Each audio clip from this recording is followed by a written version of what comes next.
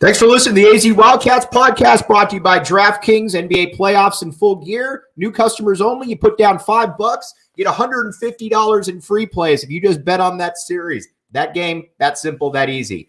All right, now, joined by Arizona basketball royalty in many different ways, Mr. Harvey Mason Jr. Hello, Harvey. How you doing, my man? I'm good, Mike. You just showed me in a tux there. I don't know if that's basketball royalty. Like, who's this dude in a clown suit over here? Oh no. Well, we're gonna get to that. But before we get to some hoops and then some entertainment, what's just an average day like for Harvey Mason Jr.? Wow. Well, it always starts with a workout. I've been trying to stay in shape my whole life. Ever since playing in college. That gave me the first taste of actually high school and then college, the training and the regimen that it takes to be in shape. So I always work out, start with a full stretch, full workout. Then we start doing phone calls, meetings, Zooms, going over budgets, emails, working with my staff on preparing for the day. And then I'm usually in the afternoon, I start making some music, working on some of my film projects. So right now I'm really juggling two kind of jobs between running the Recording Academy, the Grammy organization, and then running my company, Harvey Mason Media. So it's a heavy juggle for my time between those two jobs. All right. Let's talk a little bit of U of A hoops then, and we'll circle back to that. So you obviously played 88. It might be the best team in school history. It might not, but it's certainly the most beloved team. There's no doubt about that. You were on that team. Let's start, though, with Lute Olson. You're getting recruited to play at the University of Arizona. Tell me through kind of just your recruitment process and how everything went there, and what made you decide you wanted to become a Wildcat? Well, it was a very tough decision. In fact, originally I thought I wanted to go to Stanford, and that was one of my schools that was my final couple choices. I visited Stanford. I really loved it. And then my dad ultimately told me, he said, you can't commit anywhere until you fulfill your obligation to all the schools that you told you'd visit. And the only one that was left was Arizona. So before I could commit to Stanford, I had to meet with Coach Olson. I had to go on campus. So what ended up happening, and I had, quite a few scholarship offers. I think 60 or 70 schools were recruiting me at the time. And I went to Tucson, and I loved my hosts. When you go on a recruiting visit, you have hosts. And my two hosts were Sean Elliott and Anthony Cook. Wow, they're bringing out the big dogs there. Yeah, I don't know. It was a lot of fun, and they were still young enough. I think they were maybe freshmen, but they knew the campus, and Sean knew everybody, and everybody knew Sean, and so we had an incredible visit. So I love my visit. I love the players on the team, because you really spend a lot of time with the players when you do a visit. And then my mom loved Lute, so it was a very perfect formula for me to go to Arizona, and my parents were very comfortable. I was very comfortable, and it was the best decision ever. Did you know going in? Well, at what point did you know that you were part of a team, a part of a special program there? Because Arizona basketball, when you got there, it was on the upward ascendancy, but it wasn't what it became. Was there a point, maybe before 87, 88, or was it during that where you're like, man, this is something special we got here? I'll tell you exactly, because I signed as a junior, Mike, and back then you could sign when you were a junior in high school. So I was in the early signing period. And before I signed was when I realized I was going to be a part of something special. And I'll tell you exactly what it was. It's probably too long of a story for your broadcast. Oh, no, dude, you got the floor, my man. So I was a junior in high school deciding where to go. And we went to the it might have been the Pac-10 tournament, if there was such a thing. I'm not sure. I think it was actually the Pac-10 championship game. Arizona was vying for something. They were in a very important position where if they won, they would have gotten something. I don't remember if it was the tournament champion or just the league championship. Anyways, it was at UCLA, if I'm not mistaken. And Coach Olson benched 2 or maybe 3 of his starters because they missed curfew.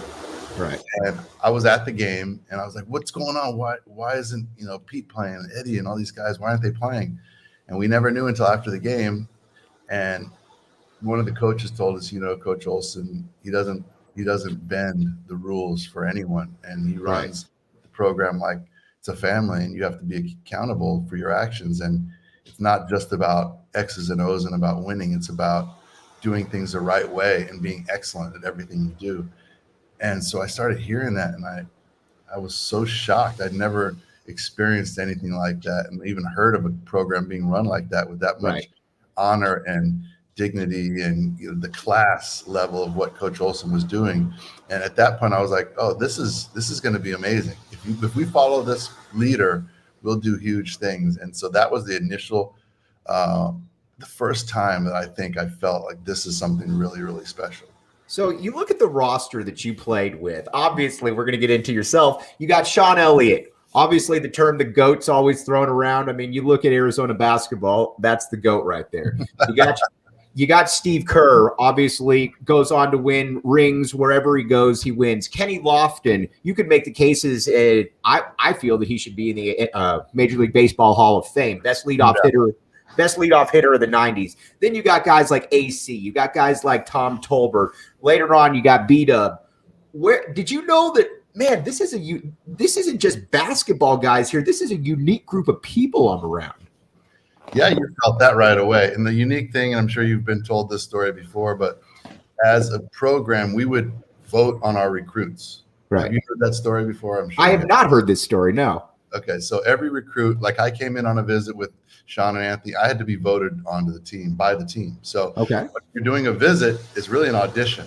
Right. You don't know that because you think as the recruit, I'm auditioning Arizona and I'm seeing if I want to come here. At the same time, they're seeing if they want you to be there. And I remember once I was at Arizona, recruits would come in, and a couple of them, we said, no, we don't feel like that person fits in with us. And the coaches would be angry because they were such a great basketball player. Right. The policy was always, if it's not personally fitting, doesn't matter how good they are, we're not going to incorporate them into our ecosystem. So I think a lot of it was based around coaches' propensity to recruit good people as well as good players. And a lot of that was because Bobby had a hand in the recruiting, actually. She would have you over to the house and make you apple pancakes. And she'd say, oh, I like that guy. He's got a good heart. And those are the type of people coach recruited. And I think that's one of the reasons that we were a great team, was because it wasn't just the basketball that was being measured on your recruiting visit. It was, how would you fit in? How do you collaborate? What's your disposition? And all these things went into making a great team. Okay, so I want to play a little clip of Wild About the Cats, which I think that you probably know a little bit something about right here. We're the Cats. We play out west, and we're working hard to be our best. Ask anyone and you will find we don't do drugs and wrecks your mind. W-I-L-D Cats. W-I-L-D Wildcats. You were around music your entire life growing up. Obviously, your dad a musician. How much of that did you have to call in for that video right there? I took a couple days. We worked with a local radio DJ. I wrote the music. He wrote the lyrics. We got in the studio. So it was a lot of fun. It was a great project. You know, when I was in college, I was always making music. I had a keyboard in my dorm room. I had a little computer set up. So it was just part of what I did on a day-to-day basis. So that song, it didn't take a ton of time, but it was something that was a lot of fun. And I get teased a lot about it still. And all the different guys on the team will say their lines every once in a while. So it's a great memory. All right, so let's go back to 87, 88. You guys are going into the Elite Eight, and you're playing North Carolina. And this game it turns out to be a blowout. And at that point, I think, well, people knew how good you guys were, I think. But I think at that point, that's where the national media was really like, whoa, because you just didn't see Dean Smith's teams losing games by 20 points or whatever. Yeah. When you guys got onto the court, did you know that, man, we know they're North Carolina, but we're a lot better than they are? It had been in the making for 2 years. My freshman year, we got beat up by a lot of powerhouses, Georgetown, and some other big schools like that. I remember just getting our butts kicked, and Coach Olson was such a good coach. I guess it still stuns me to think about how he handled it, how he played the long game, because he said to us when we were getting beat up in 86 and 87 by some of those, he said, this is part of the journey. He said, this is part of what you need to understand to get to the next level. And he always talked about the next level. He said, we're a good team, but if we want to get to the next level, we have to do X, Y, and Z. And so in 88, we were very confident. We weren't overly confident because Coach Olson never allowed that, and he was always a humility to his teams while he was coaching. Right. But we knew we had done the work. We had competed with some of those schools. We had experienced what big-time basketball was like. So actually, in '88, if you remember, it started out at the Alaskan Shootout. Yep. We played, I believe, Michigan and some other really good teams that in previous years we might not have been able to withstand. And they were aggressive and they were fast and they were, pretty mean kids. They were talking a lot, and we were just like, oh, what's going on here? But by '88, we were like, okay, we know what's going on and we know exactly how to deal with it. All right. So you got 87 and 88, 7, 88, 88, 89. Both years you got you're ranked number 1 during the season. You common denominator, Harvey Mason, Sean Elliott. So let me ask you this. Which team, in your opinion, when you look back, obviously one makes the Final Four, the other one gets tripped up against UNLV, but which one do you look at and say that's the one? Or is it you're both like, it's kind of like looking at your kids. You're both like, I love both of them. No, I think the '88 team, I mean, they were both very special teams. In '89, I think we would have won the whole thing. We had a weird situation at the end. Kenny Lofton took a charge. They didn't call it. I mean, we should have won that game. No excuses, though. But ¡88, we had Steve Kerr. '89, we didn't have Steve Kerr. Right. And Steve was a freaking winner. And he was the guy you want on your team at all times. So if there was a team that was positioned to win, I would say both of them. But I think '88, I would have been really happy for us to have won a championship because, he was a special guy. Craig McMillan as well. Like these guys were unique players, unique guys. It's funny because we're all still in touch. We're still all friends. So I either of those teams would have been, I would have been very happy, obviously, to have won. But the '88 team had a really special chemistry. The other thing you don't talk about too much on the '88 team was the bench. '89 team, I was starting along with Matt and some of the other guys. But in '88, the bench was possibly, the second or third best team in the Pac-10 that league. You get rid of the starters. So the well-roundedness of that team and all the different positives from every position, from every person on that '88 team makes me think that was just a really special group of guys. What was it like playing with Sean Elliott? It was awesome. It was so fun. Every day you'd see something, you'd just shake your head. But that's not just Sean. That was a lot of players that I played with. I was lucky enough to play with. Every day Steve Kerr would make me shake my head. I'd be like, God dang, what did he just do? Because he wasn't fast. He couldn't jump. He was not athletic, but he was so good. He was one of the best basketball players I've ever seen. Just court awareness, smarts, how he was efficient with his movements, and of course how he shot. But Sean was freaky because he could run, he could jump, he could dribble, he could fly through the air, and he was a big guy. He was, solid 6'8", 6'9".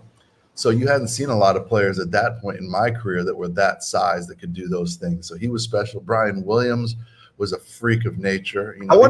Let's talk about Brian for a second, because I don't know that there's ever going to be a better musician background on any team when you got Brian Williams, obviously fathers on the platters, you yourself. Were you able to bond over some music backgrounds? Because that's pretty unique connection you guys both had. Yeah, we did. In fact, when Brian first came to Arizona, I believe he transferred from Maryland, I stayed in Tucson in the summers to work out and to kind of try and make up some ground. And so I was one of the only players there that summer that he came. And so Coach Olson said, Harvey, do me a favor, room with Brian. He's new on campus. He's going to come out for the summer. So Brian and I roomed together the first day he got on campus. So he had a trumpet. He used to walk around our apartment playing trumpet. We'd always see that. See his dad play when he would come into town. We'd go see my dad play. So, yeah, we definitely bonded around music. And he was just a great guy, big heart and a gentle soul. But athletically, he was freaky. All right, let's talk about then post-career. So you've worked with you've worked with Michael Jackson. You've worked with Whitney Houston. You work with Dr. Dre, Justin Timberlake. How did you graduate from the U of A? What was your next step then? Did you always know that, man, all right, this is what I want to pursue? How did that all occur? No, I wanted to play basketball. I really had my heart set on having a professional career, whether that was in the NBA or going overseas. All of my buddies were all playing in the NBA. Pretty much everybody on our team played in the NBA. But I tore my ACL my senior year, halfway through the year, and I didn't feel like I was was destined for the NBA. So I started getting into music. I was always a songwriter. Like I said, I had a keyboard in my dorm. So I just started writing a lot of songs, and I ended up writing a commercial for Suntran, the local bus company in Tucson. It was like one of my first little checks after I finished school, because I was trying to become a songwriter and a record producer, but I got a job writing that jingle. Then I started writing other jingles for other companies in Tucson and then Phoenix, and then started writing some national commercials, Coca-Cola and Mattel Toys and some other companies like that. And that's how I started making money after being at U of A and still living in Tucson, trying to generate enough income to move to LA to try and be a songwriter and a producer. And so really my songwriting start began in Tucson, writing jingles for, Break Masters and all the different local Tucson companies. Then I ultimately wrote some songs that got heard by people in Los Angeles, and that's how I got back to LA. Was there anybody that you've worked with over the years that you stepped in there and you're like, I'm in the same room as Michael Jackson, or I'm in the same room? Did you ever have one of those type of moments? Pretty much every artist that I worked with at some point in my career was like blew my mind. Aretha Franklin, or even some of the newer artists, Beyonce and Justin Bieber, people like that. They're just so talented and they're so amazing. But the ones that really affected me were the ones that I grew up listening to their music. Like you said, Michael Jackson or Donna Summers or Patti LaBelle or Whitney, or something like that. But the thing that benefited me was my sports background and the times I spent playing with my teammates and learning from Coach Olson and learning from my teammates. So when I was making music, it was never about me or about how exciting the moment was. It was about getting results. And so I think I differentiated myself with a lot of those artists because I wasn't coming in like, oh my gosh, look what I'm doing. This is amazing. I had done cool things. I had been to the Final Four. I had played with Sean Elliott and Steve Kerr and for Lute Olson. So I was confident, but I was also very humble, and I knew how to interact with people because of my experience on the Wildcats. And so to me, it was really a collaboration. So when I would go in the studio with Aretha, we would talk about what she wanted to accomplish. It was almost like I would step back and turn into like Coach Olson. I'd say, okay, do here, let's plan this out. And I think that really benefited me in my career and how I interacted with a lot of those talented people, those divas. And a lot of it came from basketball and from Coach Olson. All right, so let's talk about the Grammys. This is the coolest thing ever because you're essentially the head of the Grammys now. I mean that's what you. So when you take over, what was your what was your mission? What was your goal? Because I know it's a different gig. What was your mission? Well, as we've talked about, I've been making music and writing and producing for a long time since I finished playing basketball, and it's been an amazing career. And I've had a lot of incredible opportunities, as you said, work with great artists and write great songs and make great records. So at a certain point, I really wanted to make sure that I was giving back and I was helping kind of the next generation of people that were going to come into this industry. And so I ran for the board of trustees for the Recording Academy, which is the organization that puts on the Grammys. So I was elected on the board, then I was elected as chair of the board. And then we had a falling out with our CEO at the time. And the board asked me to step in on an interim basis, which I did, thinking, okay, I need to get this organization through a certain point, a couple of stumbling blocks. And then when they got through it, they had done a search for a new CEO. They just ultimately asked me if I would stay. They wanted to hire me as the official CEO. And I didn't really want to do it because I was still making so much music and I was producing films and records. And ultimately we got to the point where I agreed to do it for a few years. And they agreed to let me continue to make music, which I think is cool to have a CEO of an organization that's also still in the studio every day, which is very unique. But my mission, to your question, was to really use music to do good. And that's what the Academy's done through its 64-year history. But it kind of maybe gotten so caught up in the awards and the nominations and the trophies, which are still a huge part of the Recording Academy. But what I wanted to do was make sure we refocused on giving back to the industry, uplifting the music community, showcasing the incredible work that the music community does for the world, really. So using music and the power of the platform of the Recording Academy to make a change, to make a difference, that's really my mission. Okay, Harvey, first of all, I can't thank you enough for popping on here. One thing I wanted to ask you, though, when you look back at your time at the U of A, playing for Coach Olson, playing with all those special guys, how has that impacted you going forward in life? It's literally contributed to everything that I've ever done in my entire life. whether that's my relationship, my kids, my family. Met my wife and had my kids through the relationships that I made at U of A. All my best friends are people that I met from that team. Everything I've learned in business and how to be a productive member of society, I learned while being on that team from those coaches, from our athletic director, Cedric Dempsey, to some of my teachers. And then I've just really become aware of what the potential is. The thing when you come to Arizona, when I came to Arizona, you're coming in as, I was leading the state in scoring. I was, nominated. You could put the ball in the hoop. Yeah, I could, and I'd gotten all the accolades and right. And Coach Olson, Steve, Sean, Matt Muehlbach, Kenny Lofton, those guys showed me that as good as you think you are, as much as you think you've done, there's more you can do, and there's always a next level. And Coach Olson used to push me so hard. I was like, I think this is all that I've got. I think this is the best that I can do. And he's like, nope, he knows there's more in you. And those other players inspired me. I used to go by study tables at 9 o'clock at night after dinner, and I'd look at McHale and I'd see Steve shooting hours. And I'd stand up the bottom of the door where the tunnel was, and I'd watch him. I'd be like, this guy's the best shooter in the country. And he's still out there shooting for hours. He wouldn't miss for about 30 minutes at a time, by the way. But those are the kind of things that informed my entire life. So now when I make music, I'm like, okay, how can we be better? When I'm working with somebody, how can we push further? How can we do even more good work? And it all comes from my time at U of A. And also, last thing I'll say is my relationships. The guys that you showed in that video, I just saw Judd yesterday. I talk to Matt Muehlbach all the time. I talk to Steve. Those are my best friends. We don't see each other all the time, but those are people that I've had common experiences with, and we've grown together from the time we're 17 to now. I won't say what age we are, but we've grown over the years. And so everything I've done, everything I've had, I've gotten because of Arizona basketball. And the last thing I will say, even though I said that before, is something about being on that group of guys. And you called them, Mike, you said it was a special group. Something about that group makes me, I don't know if this is common for everyone on the team, but for me, when I'm in my daily living, I'm thinking, am I going to make Coach Olson proud? Am I going to make those guys on my team proud? Everything. That's how I treat people, how I work, the accomplishments, things that I set my goals towards. I think, what are the guys going to think? What is Coach going to think? Even though Coach isn't here anymore, I know he's watching us. And up until the last minute when I spoke to him, he used to tell us, and he told me how much he loved me and how proud he was of me. And those are the things that you can never replace. And that's what I got from Arizona basketball. And you got to look at it too. I mean, what other school do you have this kind of impact just in the media business? I mean, you can't turn on ESPN without seeing a Richard Jefferson or a Channing Frye, or you got Tom Tolbert doing his thing, you doing your thing. It really is remarkable how many guys are dispersed just in the commentating / entertainment business itself.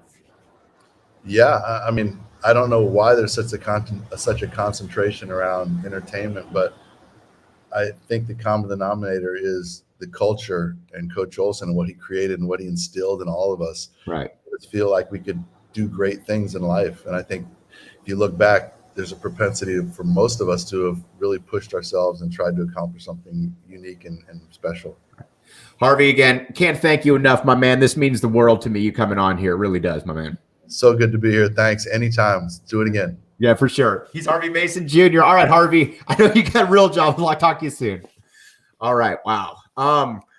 Like I said, that's one of the first times I've done a lot of interviews. That's one of the first times that I've actually been somewhat nervous going into one, but obviously Harvey Mason's the man. That was well, I want to talk a little bit about that 87-88 team there in just a second. But again, the DraftKings Sportsbook app, got to pay the bills here. Code word PHNX, put down $5, get $150 in free plays as long as these teams score in these games, or excuse me, as long as these teams are even played, you get $150 in free plays. 21 and up, Arizona only. Got a gambling problem, call 1-800-NEXT-STEP.